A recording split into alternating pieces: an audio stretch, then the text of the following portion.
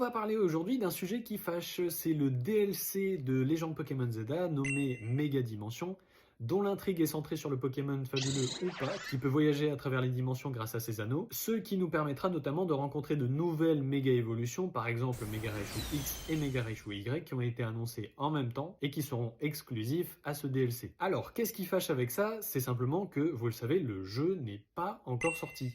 Et donc nous annoncer un DLC avant même la sortie du jeu de base, ben forcément les fans voient que le jeu est incomplet et ils voient aussi le prix total qui sera d'environ 100 € si jamais vous prenez le jeu plein pot. À mon avis, il y a moyen de le trouver à genre 55-60 € pour la Switch 2 en grande surface. Mais c'est vrai que quasiment 100 € pour un jeu, c'est Énorme! Ceci dit, personnellement, je trouve pas ça choquant qu'ils aient sorti le trailer avant. Le DLC sortira dans pas très longtemps, ce sera seulement quelques petits mois après la sortie du jeu, pour la simple et bonne raison que pour les 30 ans de Pokémon l'année prochaine, ils seront obligés de sortir un nouveau jeu, que ce soit la 10e génération ou pas. Et pour ce qui est du prix, en soi qu'ils annoncent le DLC maintenant ou dans un an, c'est la même chose. Dans tous les cas, le jeu entier vous reviendra à environ 100 €. C'est juste que ce sera plus étalé. Et enfin, concernant le fait que le jeu paraisse incomplet, ça aussi, je trouve ça pas très justifié. Vous aurez un jeu complet et ensuite un DLC qui sera la suite du jeu. C'est comme ça pour beaucoup de jeux maintenant. C'est sûr que là, on a la suite avant même que le jeu soit sorti, donc on a l'impression que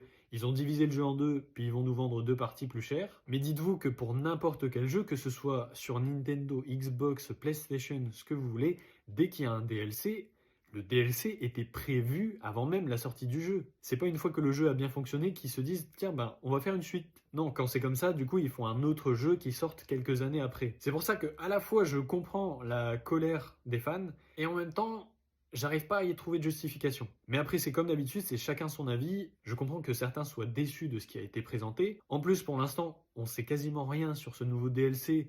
Donc, peut-être que ce sera un truc incroyable, mais peut-être aussi que ce sera très décevant. Enfin bref, je vous laisse vous exprimer dans les commentaires, tout en évitant, s'il vous plaît, de juste cracher sur Pokémon. Il y a beaucoup de monde qui aime bien cracher sur Pokémon, mais qui n'a pas forcément d'arguments derrière. Donc voilà, exposez-moi vos arguments, peut-être que vous arriverez à me convaincre. Après, moi, j'avoue que je suis fan de Pokémon depuis très longtemps, mais dans tous les cas, cette annonce de DLC, moi, franchement, elle m'a pas plus choqué que ça. Ça m'a surpris et justement ça m'a hypé d'autant plus pour le jeu finalement. Bref, je vous laisse me dire ce que vous en pensez dans les commentaires comme d'habitude. Et on se retrouve dans une prochaine vidéo pour parler d'un autre sujet qui fâche, les méga évolutions des starters de Kalos.